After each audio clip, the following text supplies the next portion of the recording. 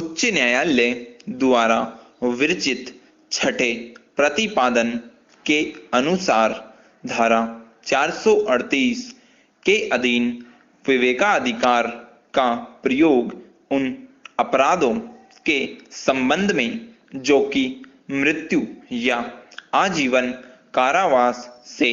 दंडनीय हो तब तक नहीं किया जा सकता जब तक कि उस प्रकरण में न्यायालय का यह समाधान न हो गया हो कि ऐसा आरोप मिथ्या या निराधार प्रतीत होता है। विराम धारा 438 उच्च न्यायालय और सेशन न्यायालय को अग्रिम जमानत अनुदत्त करने की शक्ति उस दशा में प्रदत्त करती है यदि आवेदक के पास यह विश्वास करने का कारण है कि उसे अजमानतीय अपराध के लिए किए जाने के अभियोग के आधार पर गिरफ्तार किया जा सकता है। विराम इस उपबंध में उन शर्तों के मौजूद होने संबंधी अर्थान्वयन के लिए हमें कोई भी औचित्य दिखाई नहीं पड़ता है जिनके अध्ययन रहते हुए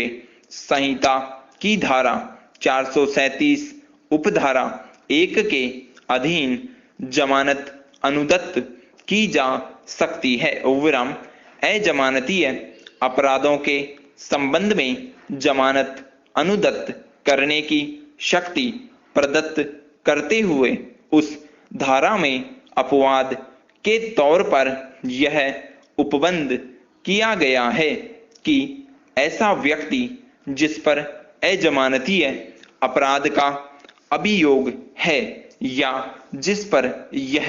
संदेह है कि उसने अजमानतीय अपराध किया है उस देश में ऐसे न छोड़ा जाएगा यदि यह विश्वास करने के लिए युक्तियुक्त आधार प्रतीत होता है कि वह मृत्यु या आजीवन कारावास से दंडनीय अपराध का दोषी है। विराम यदि यह आशय था कि धारा 437 उपधारा 1 में अंतर्विष्ट अपराध धारा 438 उपधारा 1 के अधीन दिए जाने वाले अनुतोष के अनुदान को लागू होना चाहिए तो पश्चात कथित धारा में समरूप उपबंध के पुनर्स्थापित करने की अपेक्षा विधानमंडल के लिए और अधिक सरल बात कोई न होती। विराम हमने उन दोनों धाराओं के बीच के आधारिक प्रभेद के बारे में पहले ही बता दिया है। विराम धारा 437 ऐसे व्यक्ति को केवल तभी लागू होती है जबकि ऐसे व्यक्ति को जिसकी बाबत यह अभिकथित किया गया है कि उसने अजमानतीय अपराध किया है वारंट के बिना गिरफ्तार किया जाता है या निरुद्ध किया जाता है या वह न्यायालय के समक्ष हाजिर होता है या लाया जाता है। धारा 438 गिरफ्तारी की जाने के पहले लागू होता है और वास्तव में उसे लागू होने की पूर्व शर्तों में से एक शर्त यह है कि ऐसे व्यक्ति को जो कि उसके अधीन अनुतोष प्राप्त करने के लिए आवेदन करता है यह दर्शित करने में समर्थ होना चाहिए कि उसके पास यह विश्वास करने का कारण है कि उसे गिरफ्तार किया जा सकता है जिससे स्पष्ट रूप से यह अभिप्रेत है कि उसे अभी तक गिरफ्तार नहीं किया गया है। विराम जमानत के अनुदत्त किए जाने से या इनकार किए जाने से इस प्रभेद का जो संबंध है वह